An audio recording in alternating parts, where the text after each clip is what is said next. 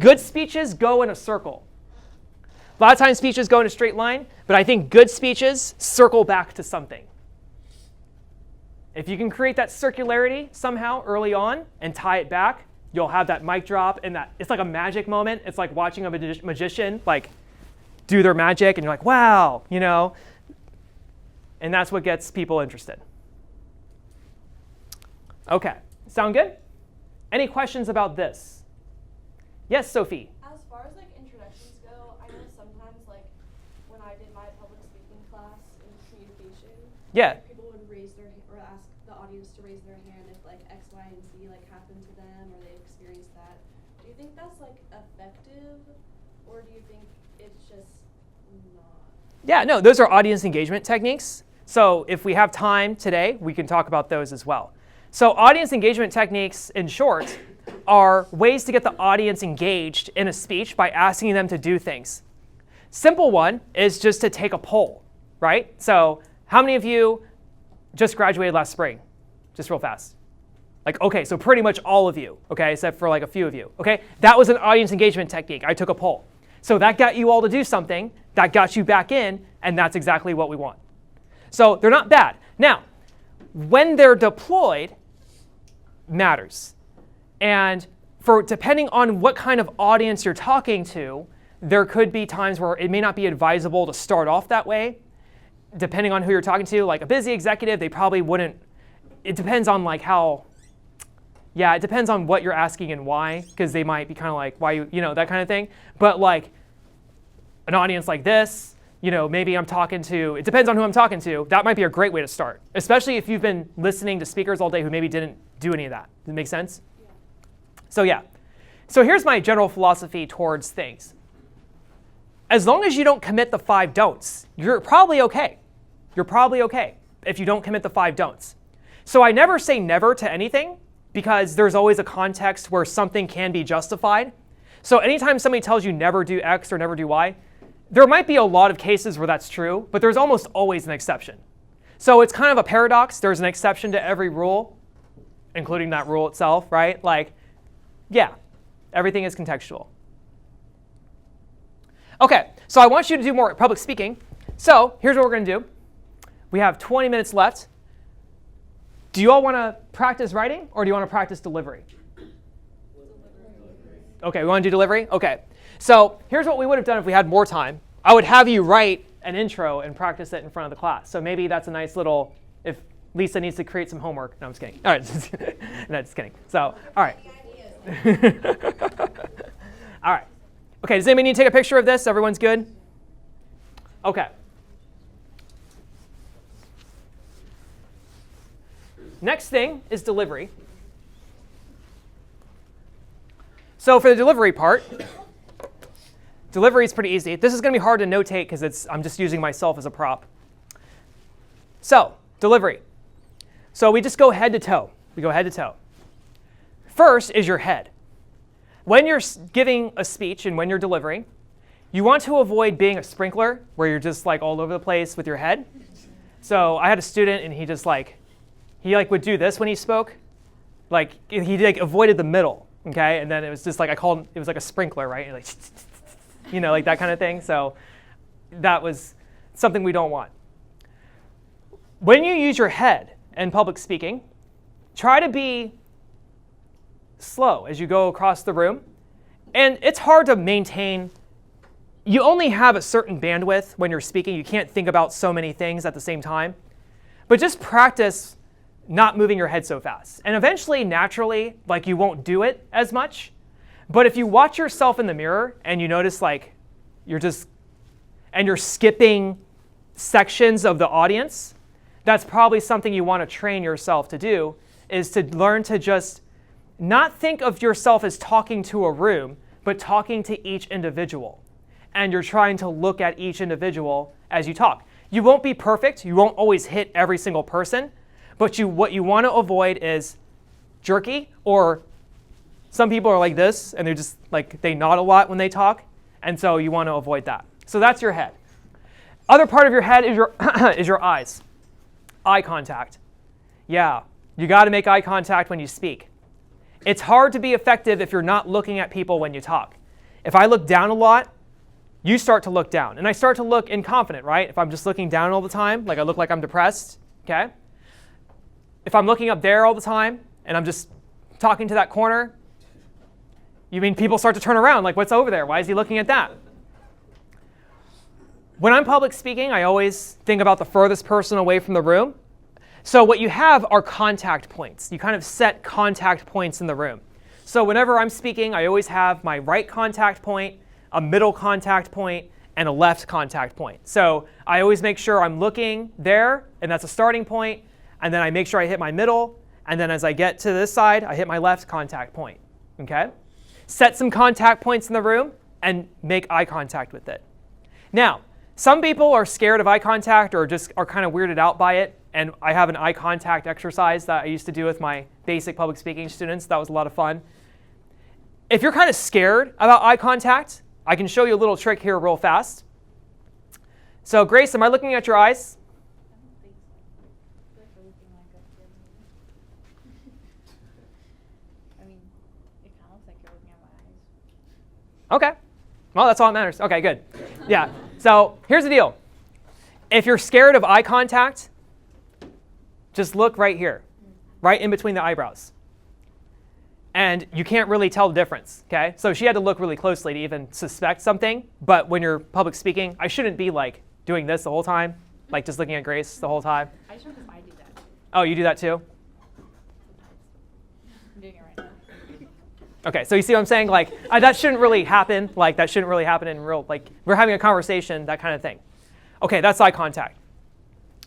Next, posture. So, how about you all stand up with me? We'll practice this. Yes, yes. So we're going to have the speaker stance. So this part's going to be standing up, because you can't really take notes anyways. It's kind of hard.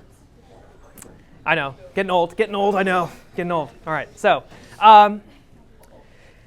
to have good posture, you have to have good footwork first, good feet. So when you speak, practice shoulder width apart. So shoulder width apart, so each foot, shoulder, like that. If you're a shuffler, so let's say you're somebody who likes to go, chances are where your shuffling is coming from is your feet are too close together, and that's where you're very tempted to want to lazy leg. So that's where you get the lazy leg problem from, is your feet are too close together. When I was a freshman, I was a 14-year-old high school speech kid, okay? And my very first speech I gave in front of the senior varsity people, they all made fun of me for my shuffling. And so I was like, you know, like that kind of thing. And so I went home, got in front of a mirror. You know how I started practicing to eliminate my shuffle? I started speaking like this in front of my mirror. I can't shuffle if my feet are like this, right? Try shuffling. You all try it. Like, you can't, like, it's like hard. Like, you have to, like, Lunges. you can do lunges, but you can't shuffle, right? Like, it's really hard. It's really hard. When you can give a speech like this and it doesn't bother you anymore, start to bring your feet closer together and start doing practices. Just practice talking. Practice talking like this. And then over time, you can bring your feet together and you won't shuffle anymore. So if you're a shuffler, that's how you fix that. And when you have good feet, then you can have good posture. Now, here's how you have good posture. So I do the little spear hand. So in Taekwondo, like any Taekwondo people in here, you know, like spear hand? Okay. All right. So it's supposed to be for soft tissue anyways. Yeah, you don't spear hand somebody's ribs because that's how you break your fingers. Okay. So make a little L like this. So it's like a little spear hand. Okay. So to have good posture, it also includes your neck as well. So what I do, you know that little curve in your sternum, like right here? Put your middle finger under your chin, like that, and keep that perfect L. That's where your chin should be when you're in front of people, because that gives you that sense of confidence, like this. Is yours like, is your hand like that? So maybe it's your pointer. Is your pointer like that? I usually do my middle finger, and then rest into it like this, like rest into it. Is yours high? Yeah, yeah. So if you need to bring it down a little bit, bring it down. But you see how your chin is up? If you keep your chin up, you kind of feel that confidence a little bit more because you're changing your body language a little bit. So just do that little test. Don't walk around like this, but just do a little test. Try to get this to a 90-degree angle, and maybe with your pointer if you have longer middle fingers, but do that. Yeah, so maybe it's your pointer. Some people have longer fingers, I understand. Okay, so then your back is straight. You're not hunched over. So put your shoulders out, put your shoulders back a little bit. Okay? Now, as far as your hands, some people like the open body language, like me. I'm more of an open body language guy. So I tend to like hands on the side and then bring them up, gesture whenever I need to gesture, right? So a lot of you are naturally like that. What about the closed position? So people have different opinions on this, but I like the closed position maybe for a temporary stance, but not as a permanent. I wouldn't be like this the whole time when I'm speaking because I look closed off. So practice just gesturing big, gesturing high. When you're doing public speaking, you don't want to gesture down here. Sometimes you'll have people and they'll like, yeah, so like this and like that. And the problem is anything below the waist, you don't really want people looking there. I don't think I need to say why, you know? So everything is bigger in public speaking. So gesture big, you know? Say hello. Hello, you know? Oh, yeah, big gestures. Welcome, welcome. Everyone, welcome. Welcome. So big. You can be big in public speaking. Everything is bigger in public speaking. Okay? Just like everything is bigger in Texas, everything is bigger in public speaking compared to interpersonal. And those are the big things. Eye contact, gestures, and then if we had time, movement. Picking a spot. Move, and then plant. That's your formula. Move a little bit, and then plant.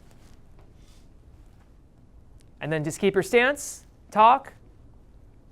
Okay, so do you all want to move a little bit? Move, and then plant. Keep your stance. Move. Again, plant. Keep your stance. Hello. Hello. Yes. Hello. Yeah, what's up? Not looking so stiff? Yeah, look. Yeah. Oh, yeah, yeah, yeah. Give me 1 second. All right, so let's bring it back. Now, this is sort of like what you want by default. But then you can make it real to yourself. So we don't want you to feel stiff. So one more time. Javid. Javid doesn't want to feel too stiff.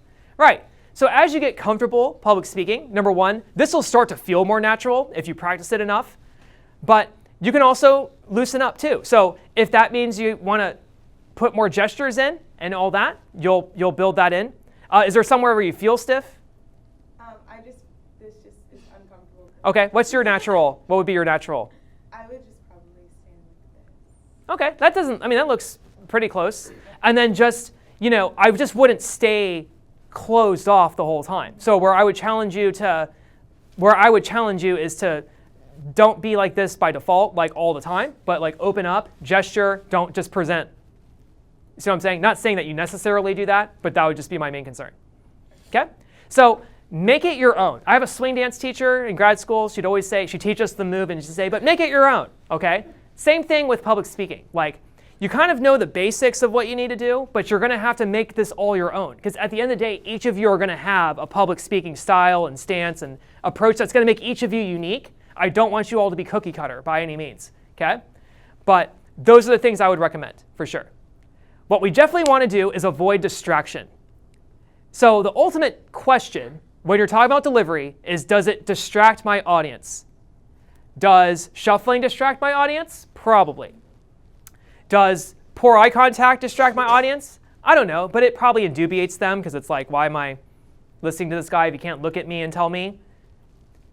If I speak like this, is it the end of the world? I don't know if it distracts, but it just kind of makes you look a little stiff. So maybe a little indubiation there, who knows? Depends on the context of it. So, yeah. All right. Other questions about delivery? Do you have any tips for like keeping this stance but not locking your knees? Because I find I'm always afraid to just kind of stand like this, and I kind of default to this. To move? Because I'm worried about locking my knees and like that. The way I don't lock my knees is I claim space on the stage. So I'm standing for a while, and then I'm here, and then when I start to feel a little I'm warming up my legs by moving. So add movement. So your stage could be small. Like my stage could just be like these 3 tiles.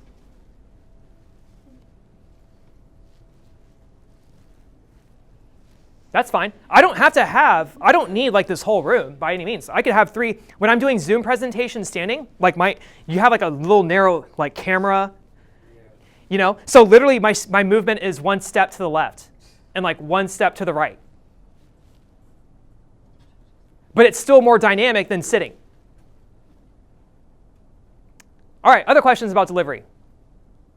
Yes? I have one, like if you're also presenting with other people, like what's an acceptable stance, like when you're just listening and then also present on stage? I recommend a uniform stance when you do team presenting. So let's say you have somebody over here. Have a uniform stance that your team agrees upon so you look really polished. So if that's hands behind the back or hands in front, I think it's okay to have closed body language when you're not presenting because that kind of says like you're closed off, like you're not the focus. The person up there is the focus. And then what you should be doing while your teammate is presenting is watching them, laughing at their jokes, whatever, looking, and then also a little bit spotting if there's a judge or decision maker, kind of spotting them, seeing how they're reacting to things. And then if it's your turn, okay, I need to make sure I really but like appeal to Avery because it looks like she's kind of getting lost. So I'm kind of planning how I'm going to engage the audience when it's my turn. Does that make sense? Yeah. So there's a lot that goes into team presentations. A lot of people think it's just 5 individuals speaking. No. When team presentations are done right, it's a team sport. And that's what a lot of their presentations are going to be, our group presentations. Yeah, so you got to think more like it's a team sport. It's not just 5 people talking one after the other. All right, what else about delivery? Okay, so do any of you feel like you have some bad habits that you want to work on? Okay, so I'm going to show you a drill. So this is what I'll leave you with. I won't get to go in depth on audience engagement techniques. So those were the questions like polls, discussions, all those things. But I think that's OK for today. So here's what we're going to do. Let's do, because we only have 5 minutes, let's do groups of 3. Can we do groups of 3? Because you're not going to do this in front of the whole class, just in a small group. Can we do, it looks like there's 6 in a row. Or yeah, something like that. Groups of 3 to 4-ish. OK. So here's how it works. This is called pound drill. Okay, so here's how it works. Have one person be the speaker, and then everybody else sit down in your group. So decide in your group who's the speaker and who's going to be audience. Okay, so decide that right now, and then sit down accordingly. So here's how this drill works. It's a very fun drill. I love it. Okay, I'm going to give you a topic. It's just going to be a 30-second topic so we don't go over time, and you're just going to talk. Okay, now let's say I'm part of this group. I'm going to get in front, and I'm just going to start talking. Now, here's what we're going to count, okay? Anytime I say or like, that's out of context. So if you say, it was like a beach, that's okay. But if you're like, I'm like this and like, okay, that's not good, okay? If I say or if I start to shuffle, if I'm shuffling while I'm up here, okay. Anytime I say or like, I want you to hit the desk, both of you, okay? So good. So today I was, okay, so, and then count. And then so as you pound, count how many times. Now, if I start to shuffle, so today I was like, so pound, and I start to shuffle, on your other hand, point at my shuffling. Okay? All right, so we're gonna do that for 30 seconds. So each speaker, I'm going to give you a topic. It's going to be impromptu. Start talking, and then pound when the speaker says like, and if they shuffle or do anything that's a bad habit that's distracting, point at it. All right? On your mark, get set. Your topic is sharks. It's Shark Week, though. Shark Week. Shark Week. Talk about Shark Week. On your mark. Sharks or Shark Week? On your mark, get set, 30 seconds, go. I want to hear pounds. All right, go.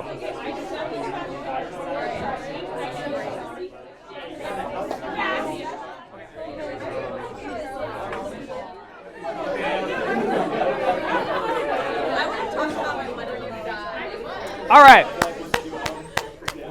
All right, MS Marketing. Good job, good job. So, we talked about content and delivery. We did not get to talk about connection. Maybe next time there will be another workshop of this. we'll focus on talking to executives, but I'll see if I can work that in. Otherwise, don't bore, confuse, distract, or offend, or indubiate your audience, and you all will be fine. You all are some fine students here anyways. You all did a great job with your drills. I don't have a lot of time to do in-depth feedback, but I just really appreciate all of you. I really look forward to working with all of you this semester. We'll be interacting a lot, and I'm just really excited about this group. I'm excited about you all, and you all deserve it. Yeah. Thank you, Lisa.